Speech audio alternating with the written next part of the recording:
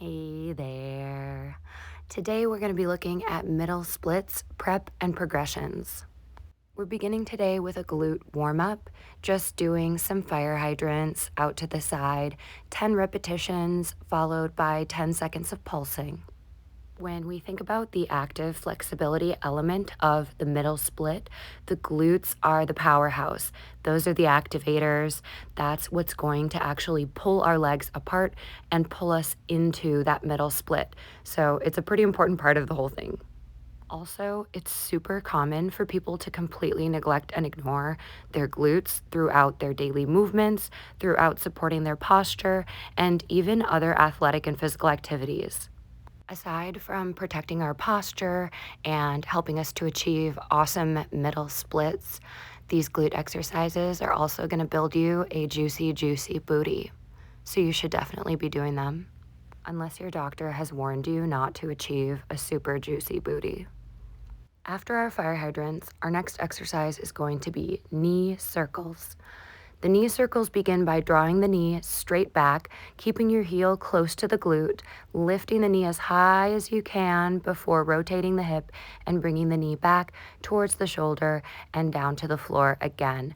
I'm really trying to make the biggest circle that I can here, using the glute and hamstring to lift that knee as high as I can behind myself, as high as I can over the top, and using my core to bring that knee right next to my shoulder.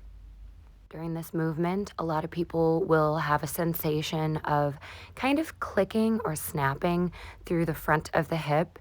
Usually this is painless.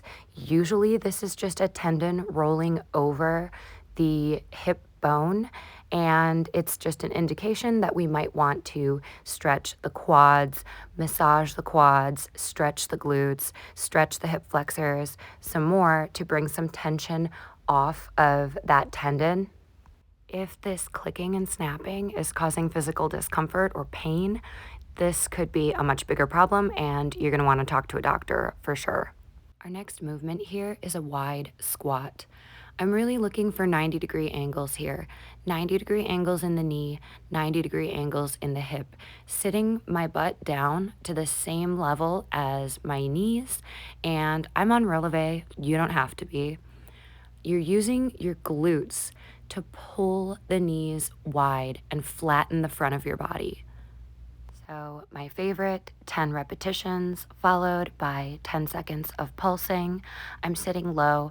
I'm kind of supporting myself a little bit by putting my hands on my knees, but what I'm really doing is I'm visualizing my hands pushing my knees backward behind me. That's helping me to remember to use my glutes. One of the progressions that I really like for this exercise is doing your squats with your tummy against a wall. I really, really like that one. Super challenging, super fun.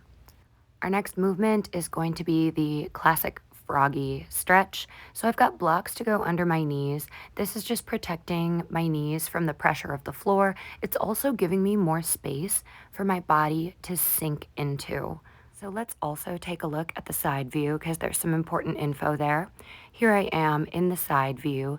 And now if I'm sticking my butt up like this, what I'm doing is I'm pulling out of the stretch that we're trying to achieve. All right, I want to tuck my tail. I'm going to think about sitting back, tucking the tail. My butt is kind of back behind my knees, and I'm going to scoop my tucked tail forward so that my hip comes in front of the knee. Notice the relationship of my hip to my knee. I'm scooping my entire pelvic girdle under, pulling forward, and there's going to be distinct tension points here for most of you. So what I'm doing here is I'm looking for those distinct tension points, those points where I can tell, oof, this spot is feeling a little bit tight. It lets me know I'm going to roll over this spot. I'm going to lubricate the joint. I'm going to gently stretch the muscles involved so that I can relieve that discomfort. This stretch can be pretty intense, so I usually have to come out and kind of shake it off before moving on to the next part. Once we've shaken it off, we're going to return to our froggy position with the knees on the blocks, and we're going to find that squared shape. So we're looking for the 90-degree angles, 90-degree angle at the hip, 90-degree angle at the knee, and we're gonna lift the heel. So what's happening here is that the femur is rotating. I'm activating the rotators of the hip. I'm figuring out how do I lift the heel by rotating the femur. So I'm gonna do 10 repetitions on each side. Right now we're just looking at the profile angle. Let's go on to take a look at the front angle, just so you can get a better idea of what my ankle-knee relationship is. So like I said before, it's that 90-degree angle that I'm looking for. I'm looking for a 90-degree angle in the back of my knee, and I'm trying to keep that heel aligned with the knee.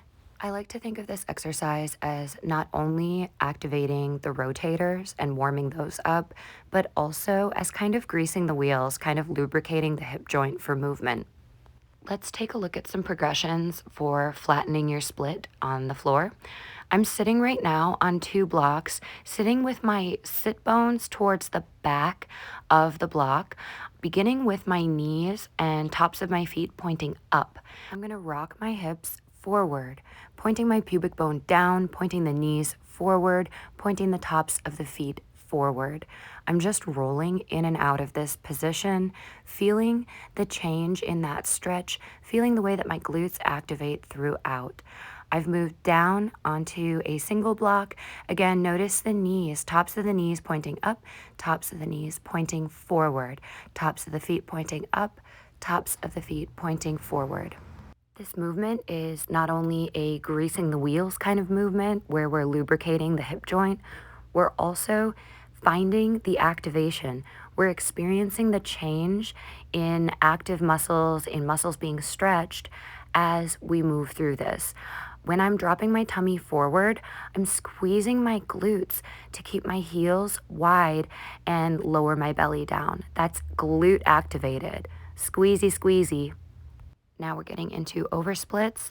I've got my heels towards the back of the block so that when I rock forward, the inside of my foot, inside of my ankle can lay down towards the middle and front of the block. Hip position, the relationship of your hips to your ankles is really important here. It's the difference between doing a straddle and doing a middle split.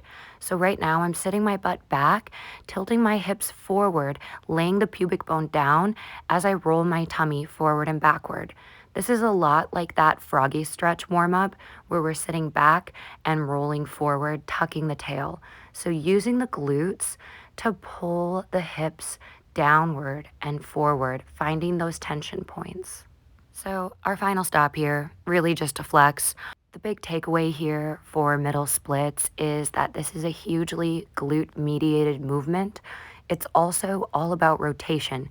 You want to think about how the femur rotates in the hip socket. We're thinking about the direction that the knees are pointing, the direction that the tops of the feet are pointing, and we're finding tension points and gently moving through those.